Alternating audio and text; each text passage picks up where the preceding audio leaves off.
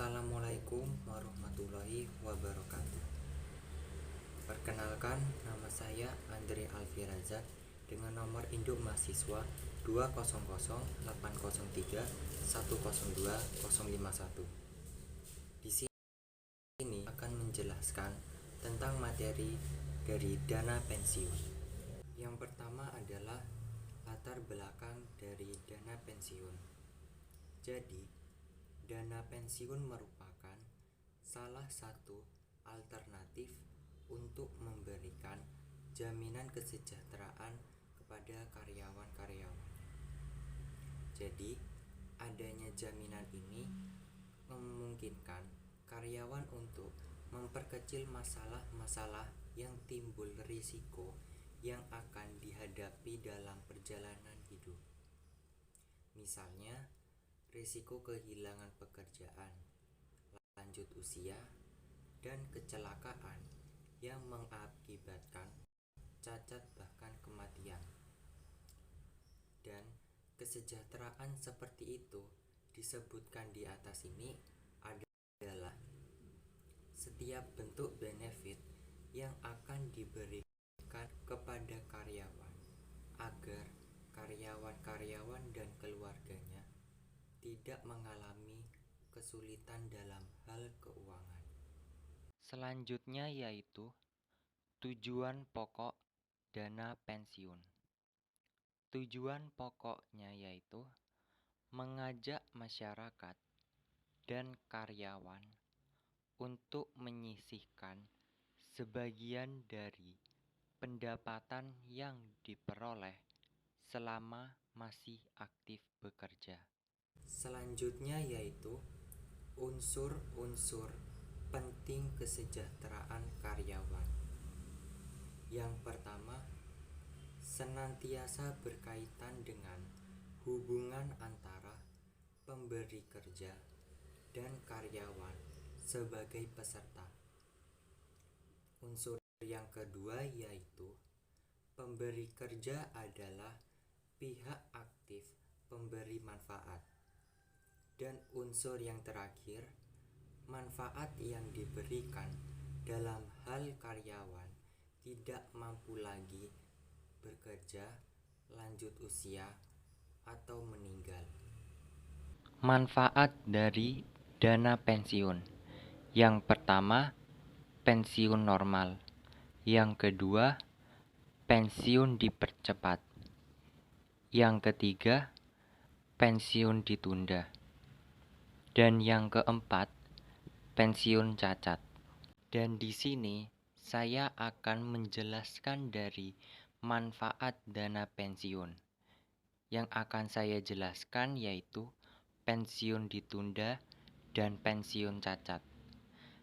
Yang pertama, pensiun ditunda.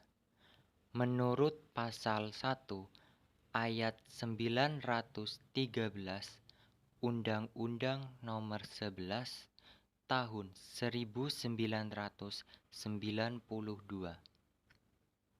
Pensiun ditunda adalah hak atas manfaat pensiun bagi peserta yang berhenti bekerja sebelum mencapai usia pensiun normal, yang ditunda pembayarannya sampai pada saat peserta pensiun sesuai dengan peraturan dana pensiun.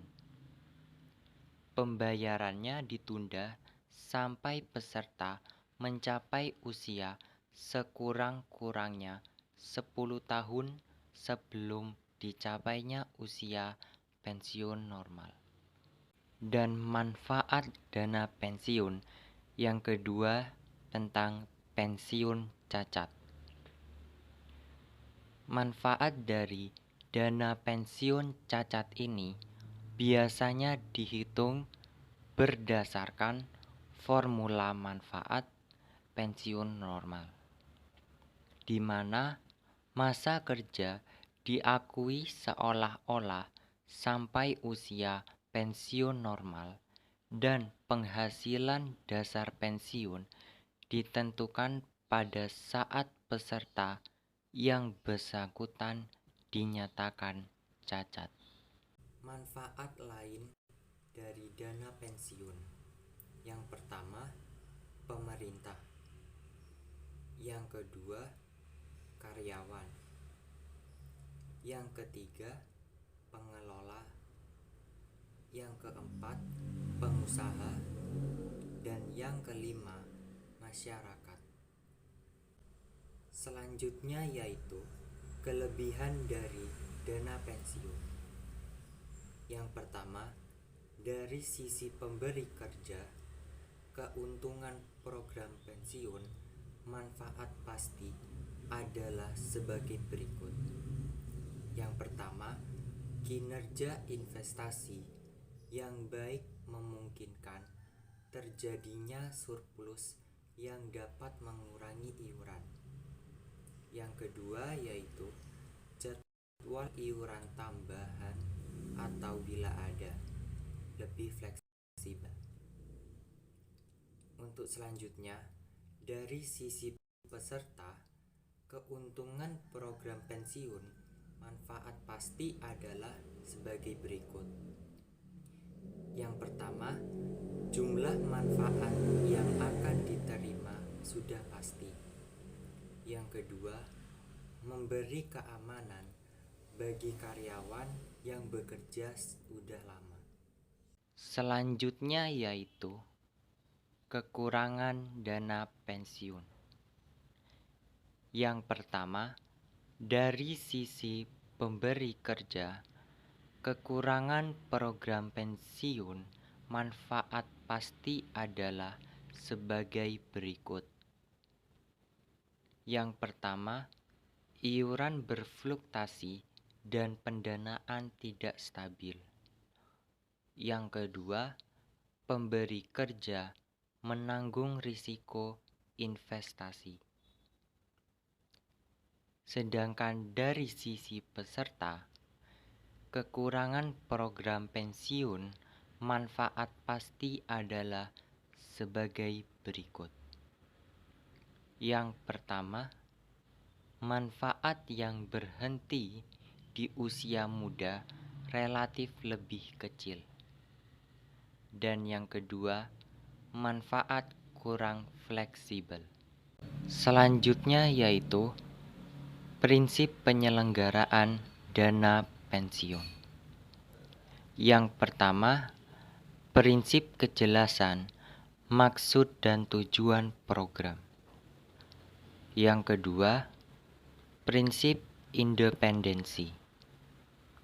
Yang ketiga, prinsip akuntabilitas.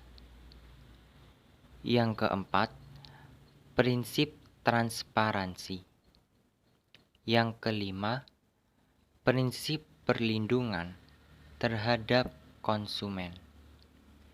Yang keenam, prinsip struktur pengendalian intern. Dan yang terakhir, prinsip kualifikasi penyelenggara. Prinsip penyelenggaraan dana pensiun. Yang pertama, prinsip perlindungan. Jadi, yang pertama yaitu perubahan peraturan dana pensiun tidak boleh mengurangi manfaat pensiun.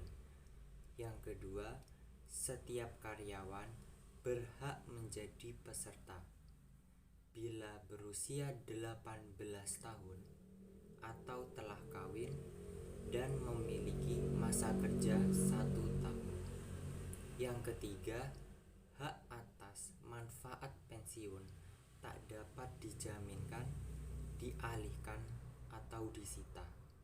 Yang keempat, pengembalian kekayaan dana pensiun kepada pemberi kerja dilarang. Prinsip penyelenggaraan dana pensiun. Bagian prinsip struktur pengendalian intern. Yang pertama, tugas, kewajiban, dan tanggung jawab pendiri, mitra pendiri, dewan pengawas, dan pengurus diatur dalam Undang-Undang dana pensiun, dan peraturan pelaksanaannya.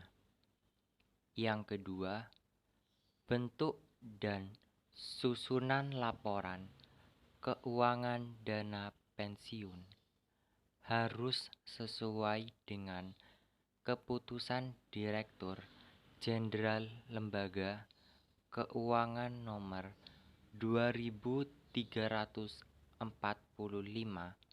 garis miring KEP LK garis miring 2003. Sekian materi dari saya.